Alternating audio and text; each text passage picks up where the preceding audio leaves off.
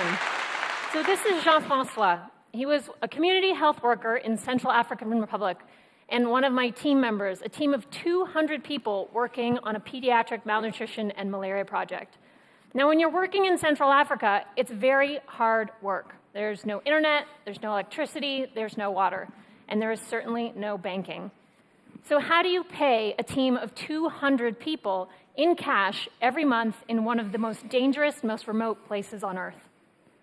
Well, you put cash in your knapsack, you drive it through military checkpoints, you store it in insecure locations, and then you walk it through the jungle, through the rivers, to pay the people who are working on your behalf all over the world.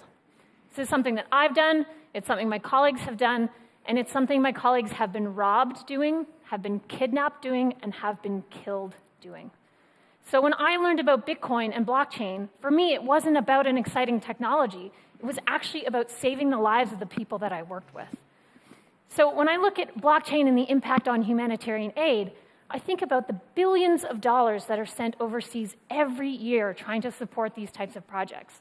Cryptocurrency has the ability to completely streamline this entire process, right from the very beginning, from a donor's wallet, all the way to the recipient in the field. Now, the first area it's going to impact is, of course, fundraising. Fundraising in cryptocurrency enables you to receive money from anyone all over the world very quickly. I actually launched one of Canada's first donation programs at an organization called Dignitas International. But cryptocurrency donations have exploded since then. I'm sure many of you are aware of the Pineapple Fund, a single individual who's done so well in cryptocurrency, they decided to donate more than $86 billion worth of funds to support small organizations all over the world. But this is just the beginning. Fundraising is an important part of charity, but as many of our panelists have talked about already today, it's the impact that actually matters. So making sure that the money that you've donated gets to the people that it's supposed to get to by eliminating corruption throughout the process. So blockchain is going to help eliminate a lot of the corruption that we experience in many of the countries where we work, but it's also going to help track the impact of the organizations that it gets to in the end. Many of you have probably heard about the crisis of the Red Cross. After the earthquake in 2010 in Haiti, they raised $500 million and can only account for the construction of 6 houses. Yeah. So it's technology like blockchain that is going to help donors understand where their money went, how it was used, and what was the best way to use it. Now, many of you, I'm sure, have heard of the World Food Programme's blockchain project. In the past, the World Food Programme, when people were hungry, would deliver food, which was good, except that the problem in a lot of these places wasn't a lack of food. It was actually a lack of money to buy the food. So when you flood the market with free food, it actually puts local retailers out of business, exacerbating the problem. So as you were mentioning before, they're looking to do cash donations instead, which is much better. You can buy the food that you want to eat, not just what's available, and it actually builds up local infrastructure. The problem is if you're giving out cash, you don't actually know what people are spending it on, which is a big problem for donors. So the World Food Programme partnered with the Building Blocks program, which is built on Ethereum, and they built out a complete token-based system that enables people to buy the food they want while protecting the donor's investment.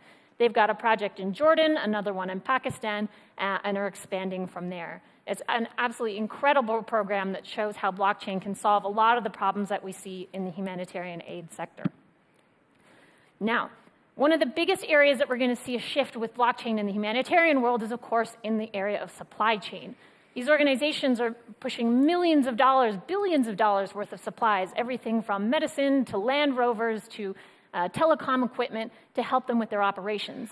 But what I see with a lot of blockchain-based projects working in the humanitarian space is they forget about the last mile, which is that if you can track something with a blockchain halfway across the world, but the last mile looks like this, it's not all that useful. And so where I see blockchain's true potential in terms of supply chain and humanitarian aid is that it's going to start eliminating the duplication that we have. So numbers of organizations all doing the same thing in the same place with the same stuff. So let's say you're UNICEF and you run out of bandages. You can take a look at the supply chain that Doctors Without Borders has and see if you could borrow some from them, or start to amalgamate and coordinate and break down the silos that we've been working in for the past 150 years.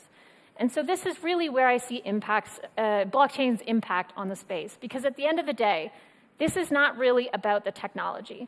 It's about how the technology is going to change the lives of the people that Jean-Francois here is helping. Thanks very much.